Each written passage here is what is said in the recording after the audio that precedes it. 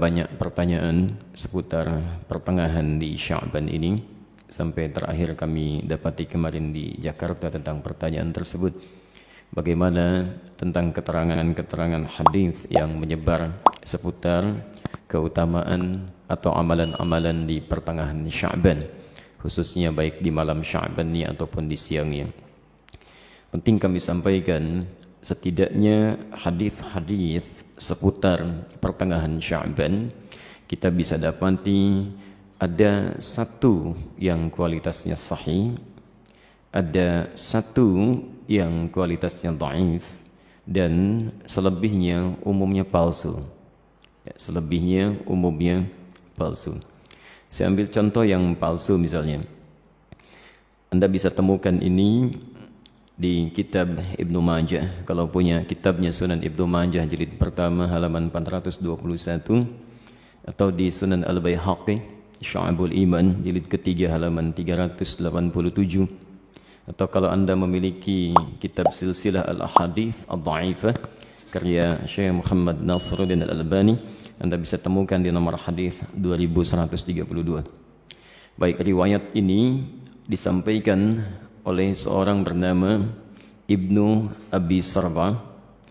Beliau mengatakan menerima dari Ibrahim bin Muhammad, beliau menerima dari Muawiyah bin Abdullah bin Ja'far, disampaikan dan disandarkan pada sahabat Ali bin Abi Thalib.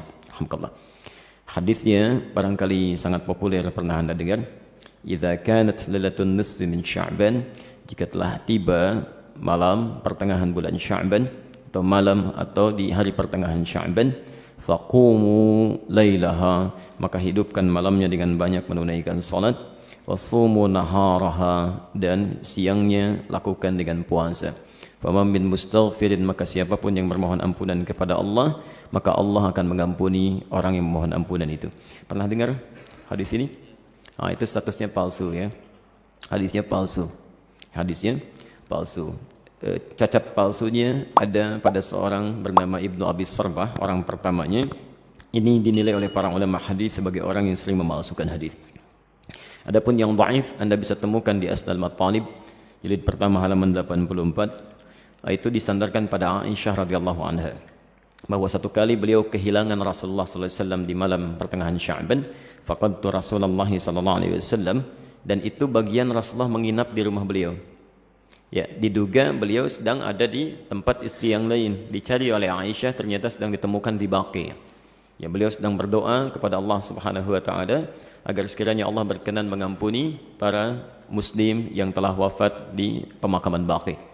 Ya, maka Rasulullah menyampaikan, katakanlah Aisyah, hari ini Allah mengamati kepada manusia dan mengampuni orang-orang memohonkan ampunan. Ini statusnya dhaif, tapi juga disahihkan oleh Syekh Muhammad Nasiruddin Al-Albani. Yang sahih itu riwayat Abu Musa Al-Ash'ari. Abu Musa Al-Ash'ari. Anda bisa temukan di Silsilah Al-Hadits As-Sahihah, alhamdulillah, karangan Syekh Muhammad Nasiruddin Al-Albani, nomor hadis 1144. Ini yang sahih.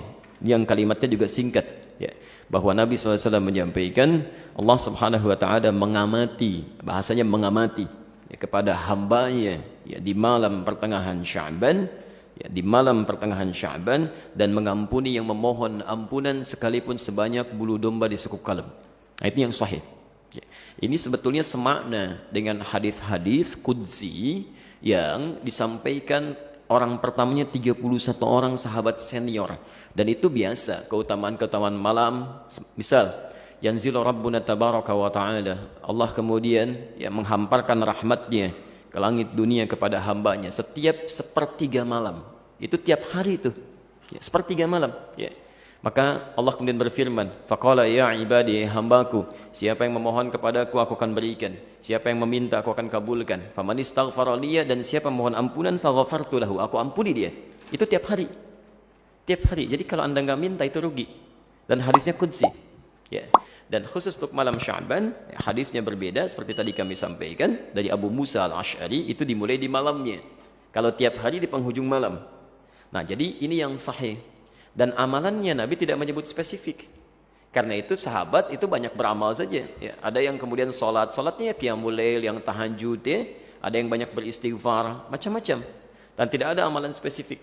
Jadi kalau misalnya ada amalan-amalan spesifik menunjukkan di malam itu, ya itu sesungguhnya hadis-hadis yang disepakati oleh para ulama itu hadis palsu. Misal hadis yang mengatakan bahwa bangun di malam Sya'ban tunaikan salat sekian rakaat dibacakan dengan qul huwallah di awalnya dan sebagainya. Itu saking palsunya hadis itu, di kitab hadis palsu aja nggak ada. Ya, saking palsunya itu nggak ada. Ya. Itu dimunculkan kemudian. Dan disandarkan pada tabi'in bernama Khalid bin Ma'dan yang hidup di Damaskus pada saat itu. Beliau tidak melakukan itu. Beliau hanya menunaikan salat-salat sunnah malam gitu ya. Qiyamul lail, tahajud itu yang ditunaikan. Cuman orang salah menduga gitu ya. Jadi kalau Anda ingin hidupkan malamnya dengan ibadah-ibadah sunnah silakan saja, boleh. Qiyamul lail, tahajud, baca Quran, istighfar itu standar, biasa. Dan ada keutamaan di situ. Kalau siangnya ingin puasa, boleh. Puasa ayyamul bid. Masya Allah sekarang kan merangkai itu. Kamis tanggal 12 kan kemarin, Jumatnya 13, Sabtu 14, sekarang 15. Antum masih boleh puasa. Ya, sekali khair. Baik, jadi sah-sah saja kalau siangnya ingin puasa, tapi jangan disandarkan pada keterangan-keterangan hadis yang bermasalah, ya.